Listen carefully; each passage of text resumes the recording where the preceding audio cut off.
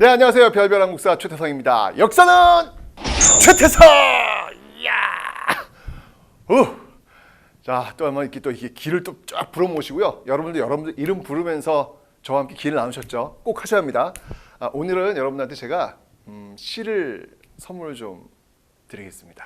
네, 1강에서도 왜 시 선물이 있었는데 이번 강에서도 시 선물이 있습니다.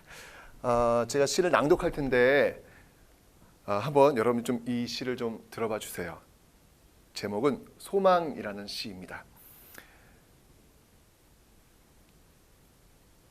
박진식 님이 쓰신 소망이라는 시입니다. 새벽 겨우라도 잠자리에서 일어나 아침 햇살을 볼 수 있기를, 아무리 천대받는 일이라 할지라도 일을 할 수 있기를, 점심에 땀 훔치며 퍼져버린 라면 한 끼라도 먹을 수 있기를, 저녁에는 쓴 소주 한 잔 마시며 집으로 돌아오는 기쁨을 느낄 수 있기를, 타인에게는 하잘것없는 이 작은 소망이 내게 욕심이라면, 정말 욕심이라면 하나님, 저는 어떻게 살아야 합니까? 이 박진식이라는 분은요, 우리나라에서 한 명뿐이 없는 그 불치병을 앓고 계신 분이랍니다. 이 몸이 이 돌처럼 굳어져서 손가락도 움직일 수 없는 그런 분이라고 합니다. 그분의 소망이었습니다. 여러분들은 지금 어떻게 살고 계십니까? 지금 이 시를 한 번쯤은 생각하시면서 오늘 강의 시작해 보도록 하겠습니다.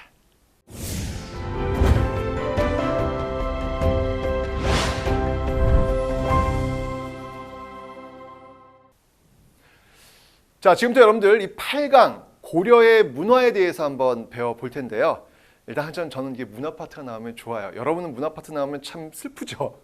너무 외울 게 많아요. 그런데 여러분 정말 제가 다시 한번 얘기하지만 문화 파트에서 뭐 여러 가지 문화재 이름들이 나오는데 그거 외울 필요 없어요. 다만 사진을 보시고 그게 어느 시대의 것인지만 아시면 돼요. 충분합니다.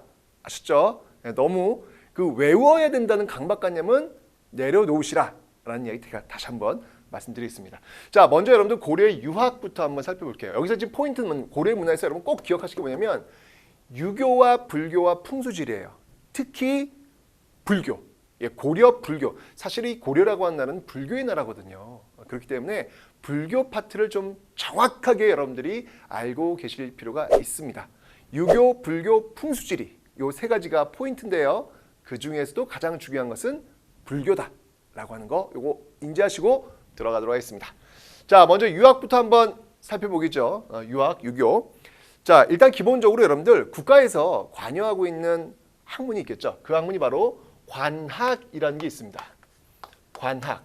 네, 국가에서 관장하는 그런 학문이다라는 얘기인데 이 관학을 주도하고 있는 그 교육 공간이 어디냐면요.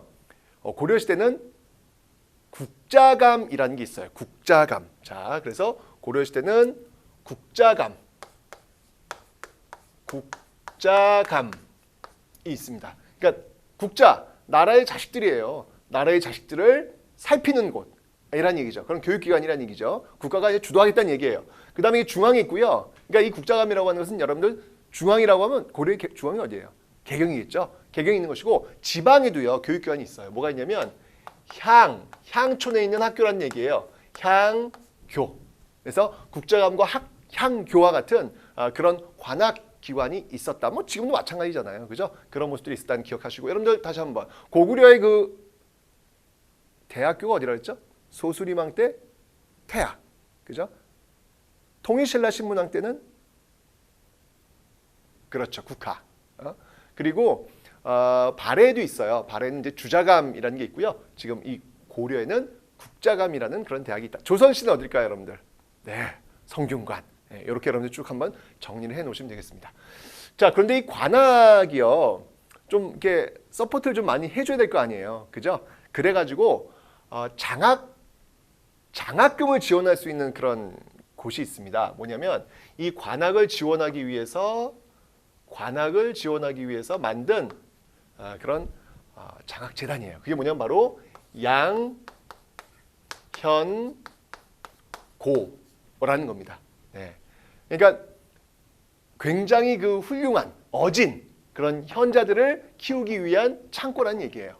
그래서 그런 양형고를 통해 가지고 이런 관악을 또 보조해. 지금도 여러분들 우리나라에도 뭐 한국 그 장학재단인가 그런 게 있어요. 그런 식으로 고려 시대에도 이런 양형고가 있어가지고 여기서 공부하는 학생들을 도와주는 그런 역할을 했다라는 거 받으시면 되겠습니다. 근데 문제는 뭐냐면 고려 시대에도 이 관악 국가 주도의 어떤 그 학교보다 일반 민간이 운영하는 학교들이 더 인기가 많았다는 거죠. 참 지금도 그렇잖아요, 여러분들, 그죠? 근데 이 당시에도 민간이 운영하는 그런 학교들이 훨씬 더 인기가 많았어요. 그걸 뭐라고 하냐면 그걸 바로 사학이라고 합니다. 이거보다 더 네. 지금도 뭐 사립학교 이렇게 얘기하잖아요, 그죠? 이 사학이 있었는데 유명한 사립학교가 12군데가 있었어요. 그게 뭐냐면 12도. 그래서 사학 12도라고 하는데 이 사학 12도 중에서도 제일 유명한 사립학교, 우리나라에서 제일 유명한 사립학교가 어디예요?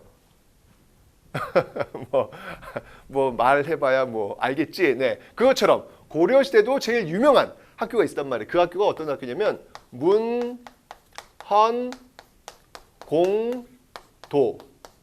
학교가 있었어요. 자, 그럴 문자예요. 그럴을 가르치고 헌이라고 하는 뭐 헌법, 질서 이걸 의미하는 거예요. 그러니까 어떤 그 학문의 어떤 질서 뭐 이런 것들을 공도 함께 도는 무리도자예요. 함께 모여서 공부하는 기관이라는 곳이죠. 그래서 문헌공도라는 곳이 제일 유명했는데요. 왜 유명했냐면 이 문헌공도를 누가 운영했냐면 고려시대 스타 강사 네. 최태성 같은 참 민망합니다. 네. 자, 바로 누구냐면 같은 최 씨예요. 네. 그래서 이 문헌공도를 운영한 인물이 바로 최충. 네. 이 회동공자라고 불릴 정도로 이 최충에 의해서 문헌공도가 운영되고 있습니다. 이게 더 인기가 많았어요. 아주 이쪽으로 막 몰리다 보니까 국가에서는 막 이걸 좀 보완하기 위해서 뭐 양형고도 막 장학금도 주고 뭐 좋은 강의도 개설하고 좀 그런 노력들을 많이 했더라. 요게 이제 고려시대 유학의 모습이었습니다. 이제 관학과 사학이 서로 경쟁하면서 어떤 학문의 어떤 깊이를 높여가는 그런 모습들을 확인할 수 있습니다. 옛날 사람들이나 지금 사람 비슷하죠, 여러분들? 역사는 그런 거예요. 예. 이게 그냥 글자만 보면 국자감, 향교, 양현고, 문헌공도 굉장히 낯설잖아요. 그죠? 낯설지만 운영되고 있는 그 형태를 들여다보면 지금의 모습과 별반 차이가 없다는 거예요. 다만 그 시대의 용어라서 여러분이 낯선 것이지 그 시대의 용어를 좀 이렇게 벗겨놓고 그 모습들을 한번 살펴보면 비슷한 거예요. 역사는 원래 그런 겁니다, 여러분들. 자꾸 이렇게 현재와 연결하시면서 보시면 돼요. 아시죠? 자, 그 다음에 이제 여러분 제가 지금 굵은 라인을 그렸어요. 이게 뭐냐면 바로 1170년 1170년 어떤 해라고 제가 설명드렸습니까? 그렇죠. 무신정변이 일어났던 해. 이 1170년을 기준으로 해서 고려 전기와 고려 후기로 나뉘게 되더라 라고 제가 설명을 드렸습니다. 맞죠? 그러면 고려 전기의 유학이 이랬다면 고려 후기의 유학은 어떠했느냐라는 겁니다. 자, 이 고려 후기의 유학은요. 유명한 게 있죠. 이건 정말 중요한 포인트입니다. 바로 고려 후기 때 뭐가 들어오냐면 성리학이 소개가 됩니다. 네, 성리학. 정통과 명분을 따지는 학문이죠. 무엇이 정통이고 무엇이 명분, 우주의 어떤 질서 이런 것들을 고민하는 철학적 학문이 바로 성리학이 되겠습니다. 자, 이 성리학이 누구에 의해서 소개가 되었냐면요. 바로 바이 안향. 네, 안향이란 인물에 의해서 소개가 됩니다. 자, 저기 사진이 한 장 나오는데요. 바로 이 사람이 안향이 되겠습니다. 바로 이 안향에 의해서 성리학이 소개가 되었다라고 하는 사실 기억해 두세요. 자, 이런 성리학들을 쭉쭉 흡수하면서 새로운 시대의 주역으로 등장한 사람들이 있으니 그들이 누구다? 그들이 바로 신진 사대부들이다. 그렇죠. 신진 사대부가 수용을 한 것이다 라는 거 정말 중요한 포인트입니다. 그러니까 여러분들 새로운 시대를 여는 사람들의 특징이 있어요. 새로운 시대를 여는 사람들의 특징 중에 하나는 뭐냐면 힘만 있다고 해서 되는 게 아니에요. 새로운 시대를 열 수 있는 비전, 그런 비전이 있어야 돼요. 여러분들 보세요. 신라하대에 새롭게 성장하는 세력이 있었잖아요. 그들 누구예요? 호족이잖아요. 그 호족들 힘 셌습니다. 하지만 힘만 셌느냐? 아니요. 그들은 새로운 세상을 열 수 있는 비전이 있었어요. 그런 것들이 무엇이었죠? 선종과 풍수지리. 누구나 부처가 될 수 있다. 누구나 왕이 될 수 있다. 즉 좀 더 나은 역사의 진보, 역사의 발전을 내다보는 그런 세상을 만들어 보겠다는 그런 꿈, 비전이 있었기 때문이죠. 여기도 마찬가지예요. 신진사대부도 마찬가지. 새로운 조선을 열기 위해서는 새로운 사상이 필요했다는 얘기죠. 그 새로운 사상, 새로운 비전이 바로 성리학. 무언가 어떤 시스템이 갖춰져 있는 어떤 그런 시대를 만들겠다는 어떤 그런 비전, 이런 비전이 있었기 때문에 새로운 시대를 열 수 있는 거예요. 여러분들 무신정권 보세요. 무신정권 힘이 있습니다. 하지만 그들은요. 새로운 시대를 열 수 있는 비전은 없었어요. 힘만 있었지 비전은 없었어요. 그러니까 무신정권은 오래 가지 못한 거예요. 무슨 말이냐면 여러분들 인생도 마찬가지예요. 여러분 인생도 단순하게 여러분의 실력만 키운다고 되는 게 아니라 조금은 철학적 고민들, 어떻게 살 것인가에 대한 고민들, 세상을 어떻게 바라볼 것인가에 대한 고민, 이런 고민들을 좀 같이 가주셔야 한 단계 점프해서 또 다른 세상으로 나아갈 수 있는 동력이 생긴다는 겁니다. 역사를 통해서 한번 그런 것들을 배워봅니다. 자, 유학 공부해봤고요. 자, 이제 다음은 역사에 대해서 한번 배워보겠습니다. 자, 먼저 이 역사, 고려 지금 1170년 기준으로 그 이전, 고려 전기에 대표적인 역사서가 있다면 어떤 것이 있나요? 잊으시면 안 되죠, 여러분들. 바로 삼국사기가 있습니다. 너무 중요하죠. 자, 이 삼국사기의 역사적 의의를 들어봐라 라고 한다면 뭐예요? 현존하는, 그렇죠. 이거는 현존하는 가장 오래된, 현존하는 최고의 역사서다. 이 고자는 베스트 이 의미가 아니에요. 가장 오래된, 올드한, 가장 오래된 역사서가 바로 삼국사기다라는 거. 누가 썼습니까? 그렇죠. 바로 묘청의 서경천도 운동을 진압했던 인물 누군가요? 답변을 못하면 안 되는데. 김부식이죠. 김부식에 의해서 이 삼국사기는 편찬되었는데요. 어떤 방식으로 쓰여졌냐면요. 기전체 방식으로 쓰여졌습니다. 기전체 방식. 자, 요 기전체가 뭐냐면요. 어려운 건 아니고요. 본기, 세가, 지, 열전. 좀만 보여드리면 이 기는 뭐냐면요. 본기, 요 전은 뭐냐면요. 바로 열전. 그래서 본기는 뭐냐면 여러분들 그 왕의 역사를 적어놓은 부분들이에요. 열전은 뭐냐면 신하들의 역사를 적어놓은 부분들이에요. 왜 사기 열전할 때 왜 재밌는 사람들의 이야기들이 많이 열전에 등장하잖아요, 그죠? 그 열전. 그래서 여기 있는 이 기와 여기 있는 요거 이렇게 해서 여기 있는 이 전을 합쳐가지고 기전체, 그런 형태로 역사를 지금 만들고 있다라는 거. 그래서 본기, 그 외에도 있어요, 여러분들. 본기, 뭐 세가, 지, 표 뭐 있는데 가장 중요한 건 바로 이 왕의 이야기 그리고 신하들의 이야기를 묶어서 이렇게 기전체 형식으로 만들었다라고 하는 게 바로 이 삼국사기의 특징이 되겠습니다. 일단 기억해 놓으시면 돼요. 그죠, 여러분들? 김부식. 우리가 가장 오래된 역사서. 이 정도는 여러분 상식으로 알고 계셔야 될 거 아닙니까? 자, 다음에 이제 무신정변 이후에 이제 몽골과 싸우고요. 원간섭기로 들어가요. 자, 그런 과정 속에서 여러분 몽골의 나라 어떤 나라예요? 세계 대제국을 건설했던 그런 나라 말타고 막 들려오는 거 아니에요. 그죠? 위기입니다. 이런 위기 속에서는 뭔가 우리 어떤 자주적인, 우리 어떤 대단한 역사를 끌고 와가지고 우리 할 수 있어, 우리 이길 수 있어, 우리 버틸 수 있어 라고 이야기를 해줘야 될 거 아니에요.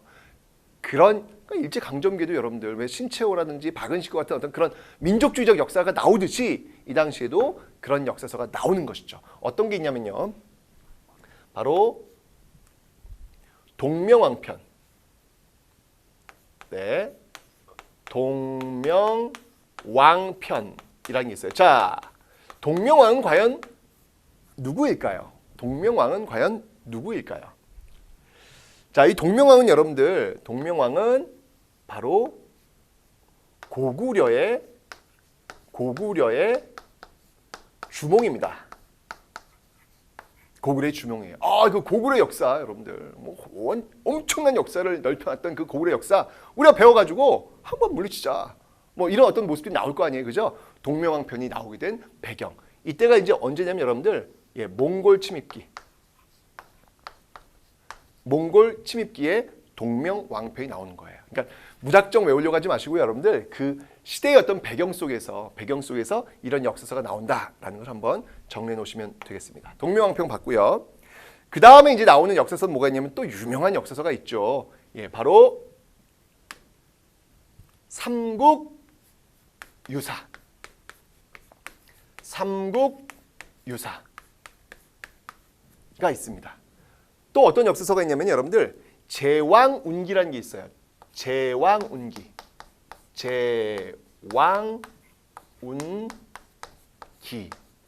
역사서가 있어요. 이 삼국유사와 제왕운기의 공통점은 뭐냐면요. 바로 여기에 단군, 우리의 시조인 단군을 다룬다는 것. 이건 그러면 언제 쓰여진 역사서냐면요. 이 둘은 바로 원간섭기.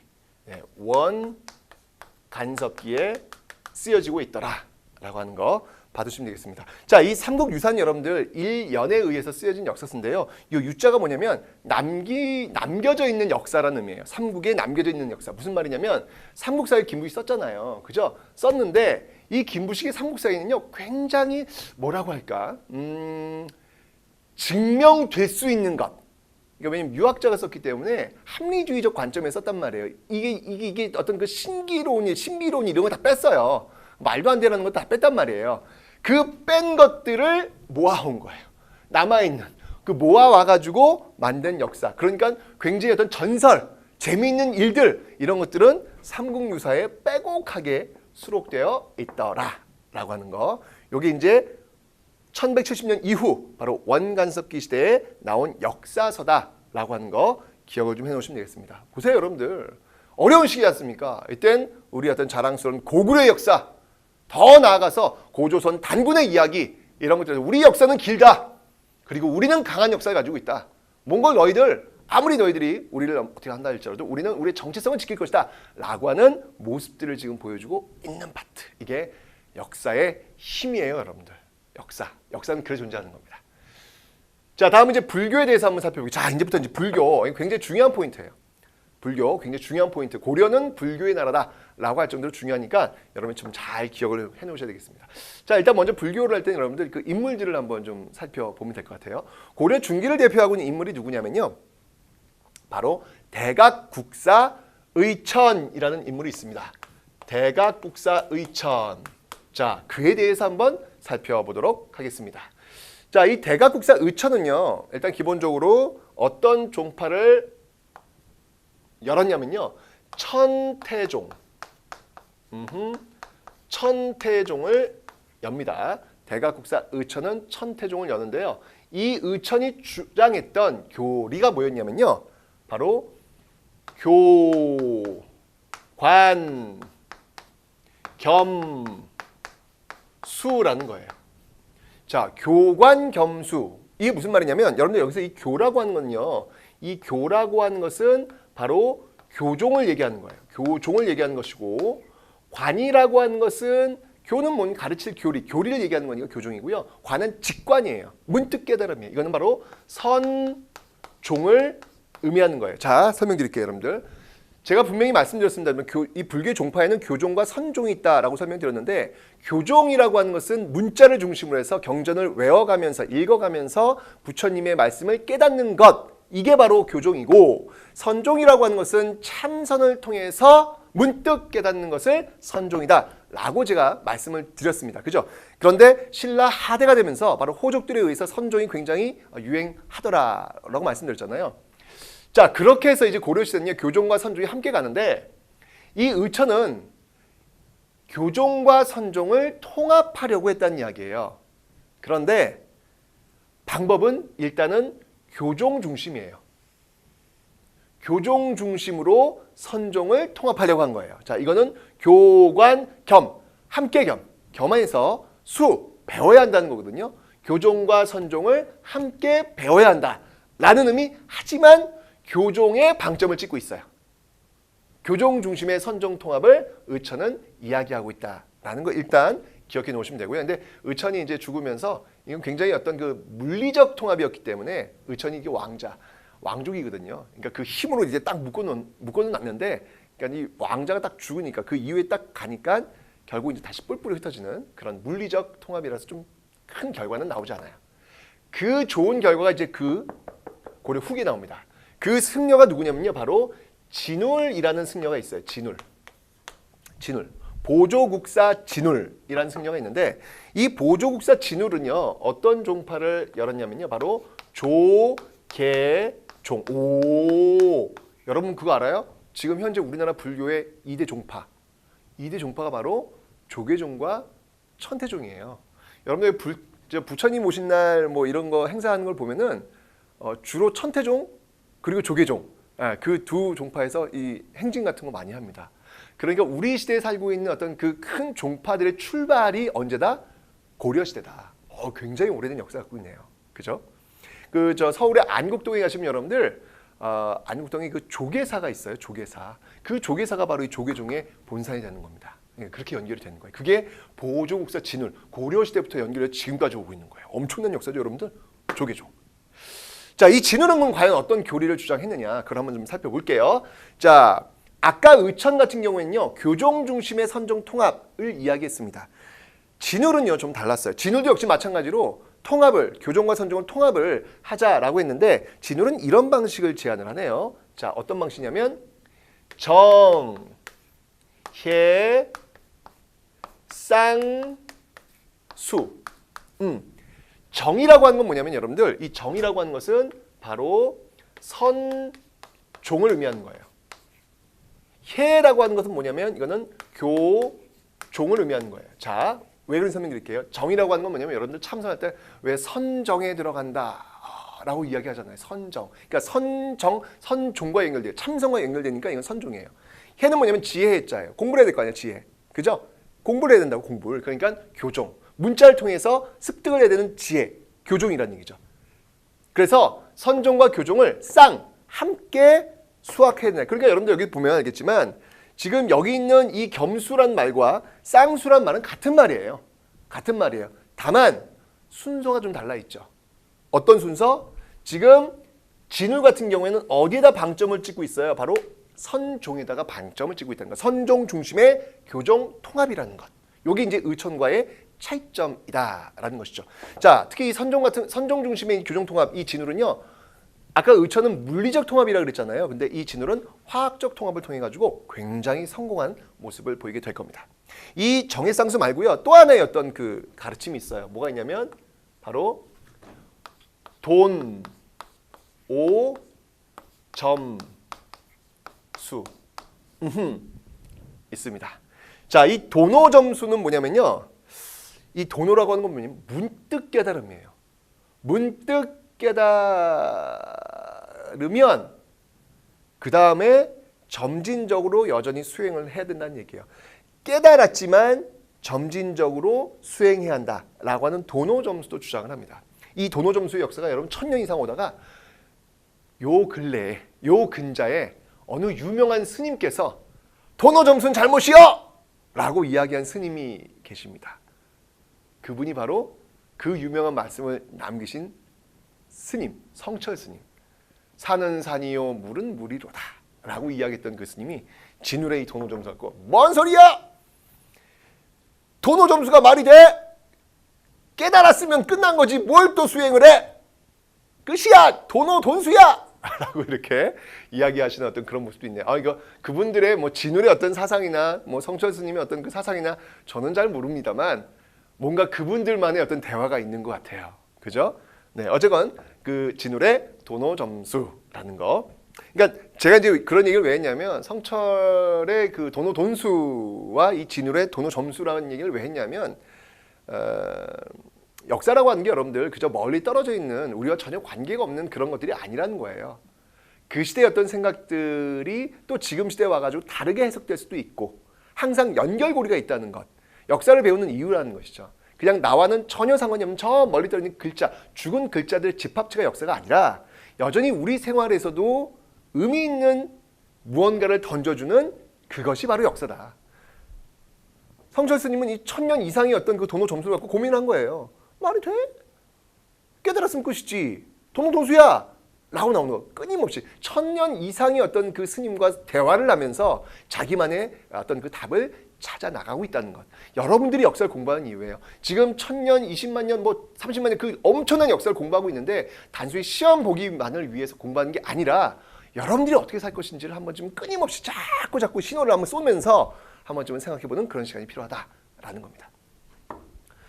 자, 그리고 이 진울은요, 또 뭘 주장을 하냐면 결사운동을 또 주장을 합니다. 결사운동. 자, 결사운동을 주장합니다. 결사운동이라고 하는 건 뭐냐면요, 스님들이 모여가지고 함께 수행하면서 부처님의 말씀을 깨닫자라고 하는 운동이에요. 그러니까 이게 막 여기 하도 막 이게 불교가 막 이제 퇴폐한 어떤 모습들을 보이니까 이러면 안 되겠다. 모여가지고 우리가 하자. 마치 그 기독교에서 여러분들 왜 수도원 운동 있잖아요. 수도원 운동 그런 것처럼 같이 모여서 노동을 통해 가지고 부처님의 말씀을 따라가는 어떤 그 노력을 하는 것. 이런 결사 운동을 또 이 진울도 주장하고 있습니다. 기억하시면 되고요. 이 진울의 제자가 있어요. 이 진울의 제자. 이 진울의 제자 중에 혜심이라는 인물이 있어요. 혜심이라는 인물이 있는데 이 혜심은 뭘 주장하냐면 유불일치서를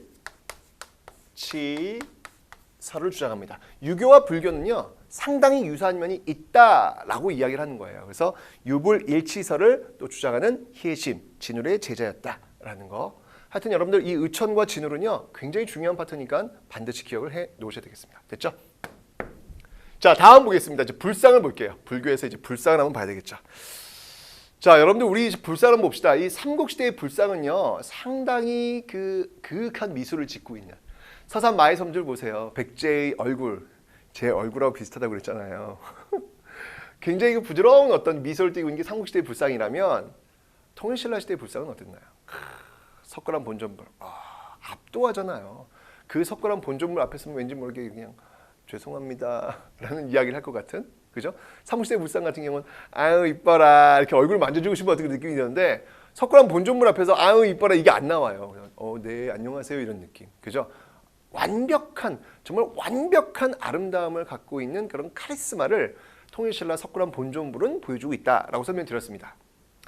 그런데 그 정점에서 이제 살짝 무너져요. 그러니까 무너진다는 건 사실은 좀 부정적인 표현이잖아요. 그죠? 문화를 평가하는 데 있어가지고 뭐가 더 훌륭하고 뭐가 더 나쁘고 그렇게 이야기할 수는 없어요. 그러니까 고려시대 불상을 이야기할 때는 무너진다, 통일신라 석가람 본전물보다 떨어진다라는 표현보다는 개성적이다. 개성적이다. 라는 표현을 쓰자고요. 우리 개성적이다. 라는 표현. 그게 정답인 것 같아요. 자, 그래서 그 개성적인 고려의 불상을 한번 보도록 하겠습니다. 자, 어떤 게 있냐면요. 대표적인 거 세 가지만 여러분 기억해 두세요. 자, 먼저 철불이 있어요. 하남 하사창동 철조 석가 열의 좌상이 있습니다. 철조 석가 열의 좌상이 있어요. 여러분들 이거 불상의 이름을 이렇게 부를 때는요. 일단 맨 처음에 나온 게 뭐냐면 장소가 나와야 돼요. 장소. 하남시에 있는 하사창동에 있는 장소가 나오고요. 그 다음에 철조. 이게 철로 만든 건지 흙으로 만든 건지 그 재료를 먼저 밝혀주는 거예요. 돌로 만든 건지. 그 다음이 나온 게 이제 그 부처님의 이름. 이게 뭐 관세음보살인지 석가모니불인지 아미타불인지 그 이름. 그 다음이 뭐냐면 형태, 입상, 서 있는 건지 앉아 있는 건지 아니면 반가, 그 가부좌를 틀고 있는 건지 그런 것들을 이제 뒤에 붙여주는 거예요. 그 순서는 있는데 그런 것 역시 여러분들 아실 필요는 없어요. 자, 지금 이제 하남 하사창동의 철조 석가 열애자상 사진을 한번 보도록 하겠습니다. 오, 네, 이 철로 만들었어요. 이게 지금 고려 초기에 지금 나온 불상인데 이 불상을 지금 철로 만들었단 말이에요. 그래서 이런 이야기가 있어요. 고려를 세운 사람이 누구예요? 태조 왕건이잖아요. 이제는 호족들의 어떤 그 싸움의 시기가 아니라 평화의 시기여야 한다. 그래서 그 호족들이 갖고 있는 그 철제 무기를 다 모아서 다 녹여서 평화의 시기를 상징하는 부처님을 만들었다라고 해서 고려 초기엔 이런 철로 만든 불상을 많이 만들었다라는 이야기도 있어요. 그럴듯하죠, 여러분들. 이런 걸 통해서 태조 왕건은 스스로 왕권을 강화시킬 수도 있잖아요. 그 호족들의 무기, 호족들의 군사력을 약화시키면서 말이죠. 철조, 석가 열의 좌상이 있고요. 또 하나 있습니다. 뭐냐면 바로 관촉사. 이건 장소를 좀 쓸게요, 제가. 관촉사, 논산, 관촉사, 석조, 돌로 만든 석조, 관촉사, 석조, 미륵, 보살, 입상이 있어요. 석조, 미륵, 보살, 입상이 있는데요. 이건 뭐냐면 여러분 논산 관촉사 있잖아요. 그죠? 논산에 가시면 있는데 자, 제가 항상 볼 때 통일신라 시대 석굴암 본존부를 보여줘요. 학생들한테. 그러면 좀 잘 만들었네. 이렇게 봐요. 자, 보세요, 여러분들. 자, 석굴암 본존부 사진이에요. 그죠? 이 얼굴 완벽하지 않습니까? 그죠? 자, 요거 보였다가 이제 자, 고려시대 관촉사, 석조, 미륵보살, 입상 보여줍니다. 우하하하하 헐 이런 장면이 나와요. 왜냐면 일단 얼굴이 커. 예, 선생님처럼 얼굴이 커. 예, 저는 참 좋아합니다. 그래서요. 얼굴이 뭐 거의 뭐 몸의 반을 차지하잖아요. 그죠? 귀 보세요. 어마어마합니다. 예, 그래서 완전히 이 통일신라 시대 그 석굴암 본존과는 완전 분위기가 달라요. 이게 뭐냐면 바로 이 관촉사, 석조, 미륵보살 입상을 통해서 우리가 알 수 있는 건 뭐냐면 여러분들 고려는요 지방 호족들이 세운 나라예요. 그죠? 그 지방의 호족을 닮은 개성적인 불상들, 거대 불상들이 나타나고 있다라고 하는 것이죠. 자, 그러니까 특징들을 본다면 지금 철불 있고요. 철불들이 많이 나타나고 있고요. 그 다음이 거대한 이런 불상들이 나타나고 있더라. 여러분들 관촉사, 이거 석조, 미륵보살, 입상 이거 한번 가서 한번 보셔야 돼요. 어마어마하게 큽니다. 직접 한번 보시면 이러실 거예요. 굉장한 높이다라는 거 한번 상상을 한번 직접 한번 가서 확인해 보시기 바랍니다. 관촉사, 석조, 미륵보살, 입상 있고요. 또 하나 있어요. 뭐가 있냐면 부석사, 장소 밝히고요. 이 부석사에 가시면 소조, 아미타, 열의 좌상이 있어요. 자, 부석사에 가면 소조예요. 지금 철조, 석조, 소조, 그죠? 소조는 뭐냐면 흙으로 만든 거예요. 그러니까 나무로 일단 뼈대를 만든 다음에 그 위에다 흙을 덮어가지고 그 이제 위에다 색을 칠한 그게 이제 소조입니다. 자, 한번 보시죠. 선생님 이게 흙으로 만든 거예요? 놀랍죠? 네, 이게 소조예요. 소조, 흙으로 만든 거예요. 그래서 아미타 열애, 아미타불이거든요. 그 열애가 좌상, 앉아있는 산이다라는 것인데 이게 어디 가냐면 부석사에 가시면 볼 수 있어요. 부석사에 가시면 볼 수 있는데 이 부석사, 소조, 아미타 열애 자탕은 여러분 사실은 앞에 있었던 이 관촉사, 석조, 미륵보살, 입상에 비해서는 상당히 통일신라 시대 때 그 석굴암 본존부를 좀 닮아 있어요. 고려시대 어떤 그 개성적이고 거대한 어떤 그런 모습들이 아니라 상당히 좀 정제되어 있는 균형 잡힌 그런 모습 보이고 있죠. 그래서 이런 것들은 신라의 영향을 여전히 받고 있는 것.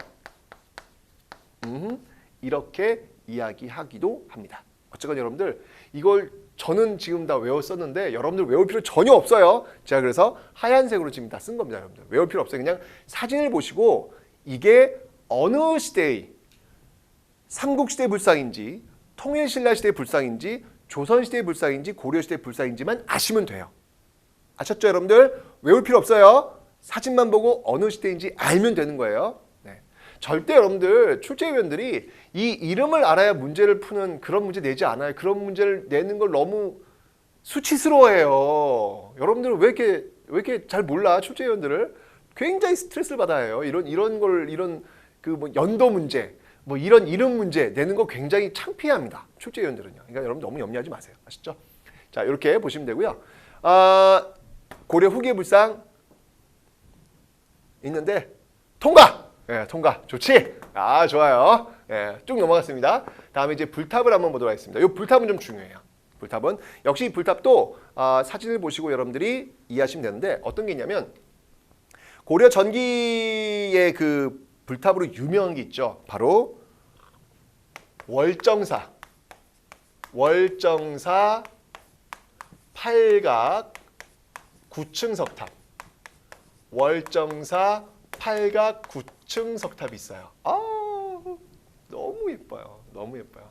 월정사 팔각 9층 석탑 그 지붕에 그 이 종들이 다 달려 있는데요. 그 가셔가지고 여러분들 사찰이 굉장히 조용하잖아요. 그 조용한데 가을 바람이 살짝 불 때 한번 거기 가시면 그 종을 뭐라 그래? 풍경이라고 하잖아요. 그 앞에 탑 앞에 서 있으면요, 그 풍경 소리가 이건 천상의 소리예요. 기가 막힙니다. 게다가 월정산 여러분들 이 월정사 가기까지 어떤 그 길이 있거든요. 그 길이 정말 대한민국에서 정말 내노라는 너무 아름다운 길이에요. 이 월정사 들어가는 길이 있는데 여기는 특히 여러분들 겨울에 한번 가시는 것도 좋아요. 그 전나무 길이 쫙 있거든요. 눈이 쌓인 그 눈이 끄적하게 내린 곳에 그 파란 나무들이 쫙 도열해 있어요. 네, 그러면 여러분들 겨울에 여자친구랑 한번 같이 가보세요. 남자친구랑 한번 같이 가보세요. 네, 그리고 월정사를 가면서 정말 겨울에는 사찰에 사람들이 많이 안 오거든요. 눈 쌓인 그곳에서 무엇을 합니까, 여러분들? 그 스마트폰 꺼내신 다음에 거기다가 배경음악을 틀어놓는 거예요. 어떤 음악? 러브스토리 라라라라라라라라라 그러면서 거기서 한번 생쇼를 한번 해보세요. 정말 아마 여러분들 추억에 남을 겁니다. 그리고 쭉 올라가시면 바로 월정사 팔각 9층 석탑을 만날 수 있을 거예요. 네, 둘이 이렇게 손잡고 이 불탑 앞에서 여러분의 소원을 한번 그 풍경 소리를 들으면서 한번 빌어보십시오. 아주 평생 잊지 못할 그런 한 장면을 여러분들은 확보하시는 겁니다. 월정사 팔각 9층 석탑. 여러분 수능 끝나시면 갈 때 많죠? 겨울이잖아요. 수능 끝나면 진짜 많이 좀 다녀오세요. 월정사 팔각 9층 석탑. 자, 그 다음에 여러분들 이 고려 후기에 기억하셔야 될 탑이 있어요. 어떤 탑이냐면 경천사지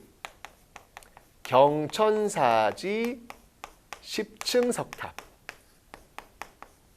있습니다. 자, 이 경천사지 10층 석탑은요, 이건 어디냐면 지금 서울에 있어요. 국립중앙박물관에 가시면 건물 그 사이에 경천사지 10층 석탑을 세워놨습니다. 이게 왜 건물 안에 들어왔냐면 이게 대리석으로 만든 거예요. 대리석으로. 그래도 이게 비에 약해요. 비에 약해가지고 유물보호 차원을 위해서 실내로 그래서 갖고 들어온 겁니다. 근데 중요한 건 뭐냐면 이 경천사지 10층 석탑은 여러분들 굉장히 이전에 봤던, 그러니까 고려탑의 특징이 뭐냐면 여러분들 보시면 알겠지만 고려탑의 특징은 다각 다층 석탑이라는 거예요. 이게 특징이거든요. 5층 석탑, 뭐 백제 같은 경우는 5층 석탑이 있고요. 정림사지 5층 석탑이 있고요. 신라 같은 경우는 3층 석탑이고요. 그 다음에 이제 이 고려시대는 다각 다층 석탑 이렇게 특징이 있는데 경천사지 10층 석탑은 묘해요. 일단 기본적으로 우리나라 이 탑을 만들 때는요, 짝수층을 안 씁니다. 홀수층을 쓰거든요. 근데 여기 지금 10층 짝수가 나오잖아요. 그죠? 요거 독특하죠. 뭔가 우리와는 좀 이질적이야. 왠지 아세요? 이 경천사지 10층 석탑은 이게 언제 만들어진 건 원나라 간섭기. 그러다 보니까 이 경천사지 10층 석탑은 원의 영향을 받고 있다라고 하는 특징이 있습니다. 요거 여러분들 굉장히 중요한 포인트거든요. 원간섭기에 만들어진 문화유산 경천사지 10층 석탑. 반드시 여러분들 기억하셔야 합니다. 아시죠? 중요한 포인트 설명드렸습니다. 탑은 요 정도만, 2개 정도만 기억하시면 되고요. 다음 이제 풍수지리 요거 한번 볼게요. 이미 이제 이건 배웠어요, 여러분들. 개국 초기부터 여러분들 이 왕건이 끊임없이 이야기했잖아요. 서경은 중요하다. 지덕이 중요하다. 아무데나 절 세우지 마라. 훈요 10조에서 이런 얘기 하잖아요. 그래서 서경길지설.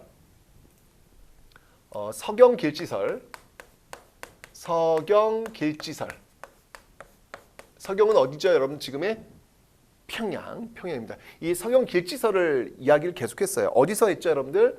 그렇죠. 우리가 알고 있는 것은 훈요 10조. 훈요 10조에서 서경 중요하다 이야기했고요. 그 연장선상에서 여러분들 바로 북진 정책. 그죠? 예, 태조 왕건의 북진 정책 있잖아요. 그래서 청천강을 영흥만까지 영토를 넓힌다라고 설명을 드렸잖아요. 그죠? 예, 훈요 10조 북진 정책 기억해 놓으시고요. 또 하나 있습니다, 여러분들. 이 서경을 중시했던 게 바로 묘청의 서경천도 운동. 묘청의 난에서 서경을 중시해야 된다라고 주장했잖아요. 여기서도 서경 기획지설이 나온다라는 거 기억해 두시면 되겠습니다. 그런데 시간이 흘러가면서 어떤 그 북진에 대한 어떤 부담감 있죠. 안정화되면서 북진을 잡고 하면 중국과 부딪혀야 되잖아요. 그러니까 이제는 북진의 어떤 그 기지 역할을 했던 서경보다는 남쪽을 좀 바라보게 된다는 얘기죠. 그래서 서경 길지설 이후에 나오는 곳은 뭐냐면 바로 남경 길지설이라는 거예요. 남경 길지설. 자, 남경 길지설. 이 남경이 어딘지 아세요, 여러분들? 남경이 바로 서울이에요. 여기가 바로 서울입니다. 서울. 지금의 서울을 얘기하는 것이죠. 결국 이 남경 길지설은 쭉 고려 후기까지 이어져 가지고 조선의 수도가 어디가 되는 거예요? 한양이 되는 그런 배경이 바로 또 여기서부터 나오게 되더라라고 하는 거. 여기 이제 풍수지리와 관련이 있습니다. 기억해 놓으세요.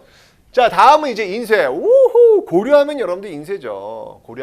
자, 먼저 고려의 그 목판부터 한번 살펴보도록 하겠습니다. 목판.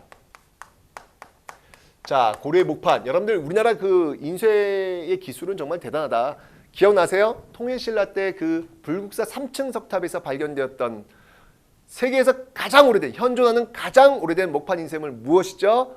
무구정광 대다란이경. 뭐 이름 외울 필요는 없고요. 예, 무구정광 대다란이경. 이 사진도 한번 보시고 여러분들 그냥 바로 이해하시면 되겠습니다. 그 역사를 이어받아서 고려시대 목판 기술 또 최고입니다.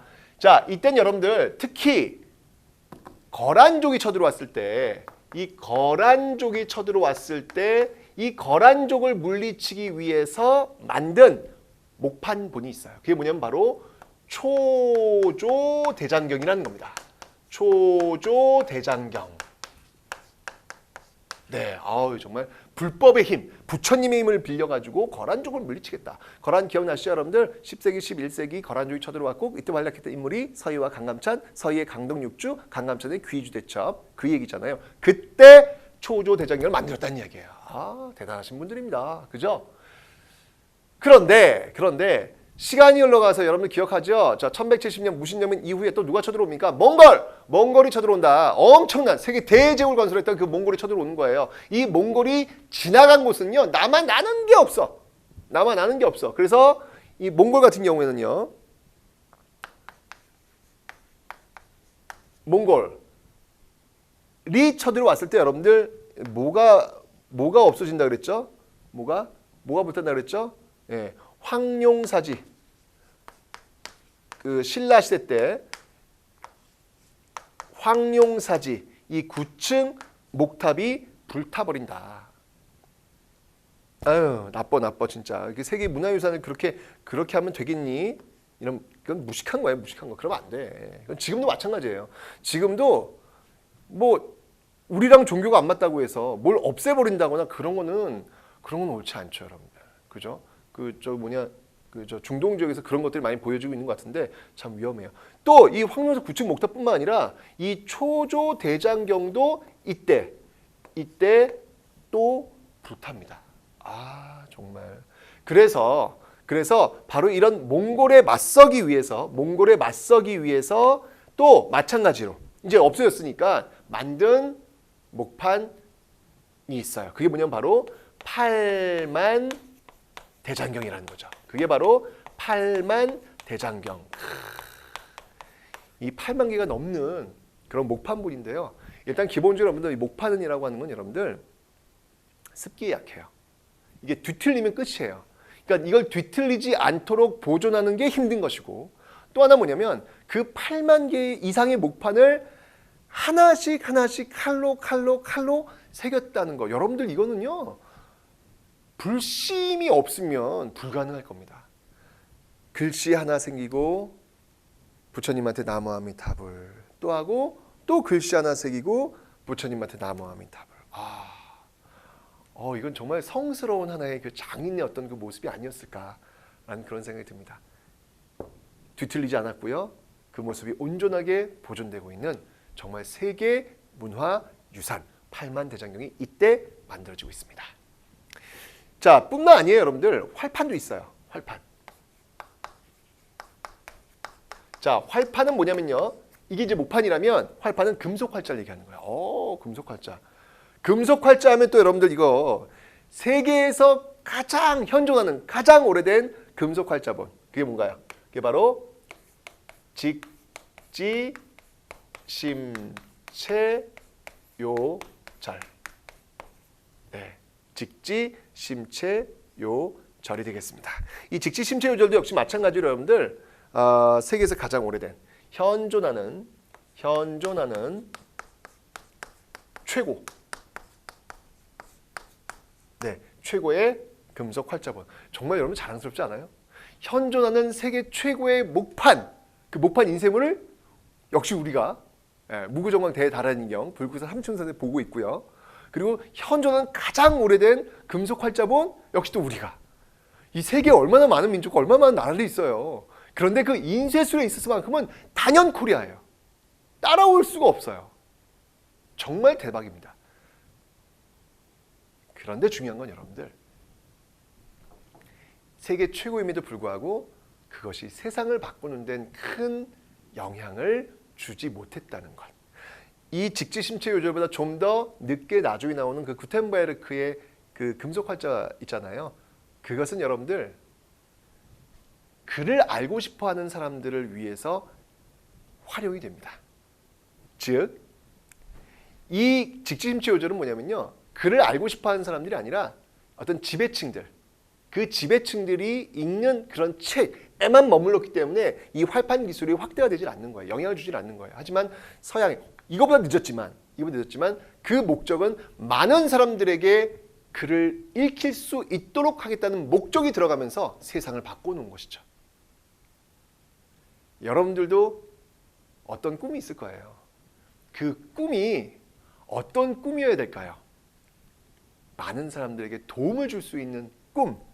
그때서 비로소 세상에 영향력을 줄 수 있는 것입니다. 자, 이렇게 해서 직지심체 요절까지 한번 살펴봤고요. 자, 건축 한번 보도록 하겠습니다. 이 건축에서는요, 일단 이 고려 전기에 이 주심포 양식이 유행을 해요. 주심포 양식의 유행. 자, 이 주심포 양식이 뭐냐면 이 기둥주자예요. 기둥의 마음심자, 즉 기둥의 가운데에 포를 올린다라는 건데, 이렇게 해서 기둥을 이렇게 그래서 지붕이 이렇게 있으면 이런 식으로 나오는 거죠. 이런 식으로. 바로 포가 뭐냐면 이거예요. 그 기둥 위에 올라간 이것을 우리는 포라 그래요. 포라 그래요. 그러니까 기둥과 기둥 사이에 요 가운데 또 포가 들어가면 이건 포가 많네. 그래서 많을 따져서도 다 포라고 하는데요. 기둥 하나에만 이렇게 올라가 있는 포가 하나씩 올라가는 걸 우리는 주심포, 기둥 위에 올라가 있는 포라고 이야기를 합니다. 그리고 여러분 기억할 게 뭐냐면 이 기둥은 여러분들 어떤 모습이죠, 여러분들? 이 기둥은 그렇죠, 바로 배흘림 기둥. 배흘림 기둥. 이 배흘림 기둥을 만든 이유는 뭐냐면은 이 건물을 바라보고 있는 사람들한테 안정감을 주기 위해서라고 해요. 왜냐면 여러분들 이게 이 지붕의 무게가 엄청나거든요. 그 무게가 내려왔을 때 여러분들 왜 그 볼펜 스프링 있잖아요. 스프링을 딱 누르면 왠지 옆에 좀 이렇게 튕겨 나오는 느낌, 옆에 볼록해진 느낌 있잖아요. 그죠? 그러니까 이 무거운 무게를 받았을 때 이게 만약에 똑바르면 불안한 거야. 왠지 모르게 휘청할 것 같은 느낌? 그런데 이렇게 받았을 때 이게 퉁 하면서 약간 이렇게 볼록 나오는 느낌? 그런 느낌은 상당히 안정감을 준다고 합니다. 그래서 배울림 기둥이 어떤 그런 기능을 한다라는 거 받으시면 되고요. 이런 배울림 기둥, 주심포 양식 이런 것들과 관련된 그런 건물들이 있어요. 그 건물들이 뭐가 있냐면 이게 이제 고려 후기에 남아 있는 건물들인데, 먼저 봉정사 극락전, 봉정사 극락전이 있고요. 그다음이 수덕사에 가시면요, 대웅전이 있어요. 아우, 전 정말 이 수덕사 대웅전 옆면에서 바라보면요, 진짜 학이 날아가는 것 같아요. 너무 날렵하게 그 지붕선이 기가 막히게 아름답습니다. 한번 가서 보시고요. 그 다음에 우리나라 최고의 절집, 가장 아름다운 절집이라고 하죠. 바로 이 건물이 있기 때문에 그렇습니다. 바로 부석사.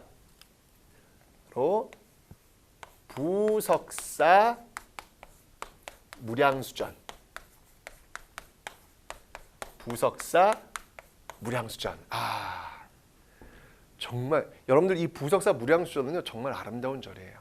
이 부석사 무량수전을 가시면 여기 이제 요 건물이 있거든요. 요 베을림 기둥이 있어요.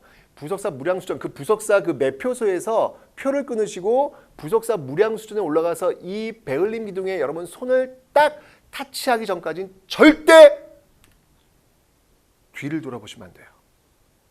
큰일 납니다. 왜냐고요? 가서 확인하세요.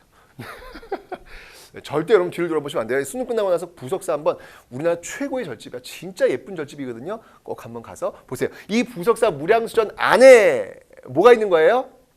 그죠? 바로 부석사 소조 아미타 열의 좌상이 딱 앉아 있는 거예요. 네. 진짜 이쁩니다, 여러분들. 저랑 같이 갈까요? 좋습니다. 네. 자, 그다음에 이제 마지막으로 이제 도자기를 한번 볼게요. 고려하면 떠오르는 게 뭐예요? 청자지 뭐, 청자. 그죠? 고려 전기에는 순청자가 유행을 해요. 순청자를 한번 볼까요? 네, 요게 이제 이렇게, 아이고 참 깔끔하죠. 이 색깔이 정말 너무 아름다운데, 고려 후기에 오면 여러분들 특히 이제 무신정변 이후에 유행하는 어떤 그 청자로서는 뭐가 있냐면요, 바로 상감청자가 있습니다. 상감청자. 예, 상감 기법을 통해 가지고 만든 청자죠. 사진 한번 보죠. 네, 이건 정말 이렇게 파가지고요, 거기다 백토를 이렇게 집어 넣어가지고 문양을 만들어낸 걸작 중에 걸작이죠. 그죠? 네, 이런 어떤 그 자기들을 갖고 있더라라는 거. 사실 이게 지금 여러분들 우리가 볼 때는 박물관에 볼 때는 전 박물관 전시되어 있는 거지만 이 사람들 실제 쓴 거 아니야. 그죠? 우린 박물관에서 뭐 청자 술잔을 보고 있지만 이 사람들은 그 술잔을 가지고 한 잔 마시면서 좋다, 아름다워, 이렇게 즐겼을 거 아니에요. 그죠? 우리도 여러분들 좀 이렇게 도자기 문화를 좀 이렇게 만들었으면 좋겠어요. 여러분 라면 드실 때도 플라스틱 그릇에만 드지 마시고요, 좀 격조 있는 그 자기 그릇에다가 좀 라면을 담아가지고 좀 드셔보시죠. 조금은 그러려면 좀 여유가 필요해요. 그러니까 왜냐면 도자기는 설거지 무거우니까 조심스럽고 이제 그런 게 있잖아요. 그러니까 플라스틱이 편하긴 한데 너무 편한 건 말고 잠깐만 좀 이렇게 시간을 좀 이렇게 늦춰가는 어떤 그런 거, 그러면서 우리나라의 자기 문화가 좀 발달하면 좋지 않을까라는 그런 생각이 듭니다. 자, 이렇게 해서 이제 고려의 문화를 한번 쭉 한번 살펴봤고요. 자, 이제 중요한 것들, 어떤 게 중요한지 그런 것들 한번 처음부터 한번 쭉 훑어보는 시간이 갖도록 하겠습니다. 자, 여기서 여러분 제가 이야기했지만 유학하고 불교하고 풍수지리를 여러분들 좀 초점을 맞추셔서 좀 봐야 된다라고 설명을 드렸어요. 유학은 한번 쭉 읽어보는데 제일 중요한 건 역시 뭐니 해도 바로 후기에 나왔던 이 성리학. 이 성리학을 신진 4대부가 수용했다라고 하는 거. 이게 아주 중요한 포인트가 되고요. 역사에서는 뭐니 해도 이 삼국사기. 현존은 가장 오래된 역사서로서의 삼국사기를 좀 기억을 해 놓으셔야 되겠습니다. 그리고 불교에서는 이제 의천과 그리고 진울에 대해서는 이거는 시험에 꼭 나올 거니까 꼭 기억을 좀 해놓으셔야 될 거고요. 불상은 여러분 이게 사진 보고 이게 어떤 거야 그걸 아시면 됩니다. 그다음에 불탑에선 특히 시험에 잘 나온 게 이 경천사지 10층 석탑이에요. 경천사지 10층 석탑. 여기 이제 원간섭기 어떤 그 문화적 그 모습을 반영하고 있기 때문에 그렇습니다. 기억해 놓으시면 되고요. 풍수지리는 한번 쭉 읽어보시면 되겠습니다. 그리고 인쇄에서는 또 역시 현존 최고 직지심체 요절과 그다음에 팔만대장경, 이 몽골과의 침입 과정 속에서 팔만대장경을 제작했다라고 하는 사실, 그리고 직지심체 요절은 여러분들 또 기억을 해놓으셔야 되겠죠. 그죠? 그다음에 이제 건축에서는요, 부석사 무량수전, 여러분들 요거 사진 보시고 이게 바로 고려의 그 유명한 부석사 무량수전이야 라고 아시면 돼요. 그리고 자기에서는 역시 상감청자. 딱 보시고 나서 아 이거 상감청자 이거 고려시대 거야 라고 이해하시면 되겠습니다. 됐죠? 자 이렇게 해서 여러분들 한번 쭉 고려의 문화 살펴봤고요. 그렇다면 이 중에서도 가장 걸작 중에 걸작이라고 할 수 있는 팔만대장경 과연 어떻게 만들어지게 되는지 그 배경 지금부터 출발합니다.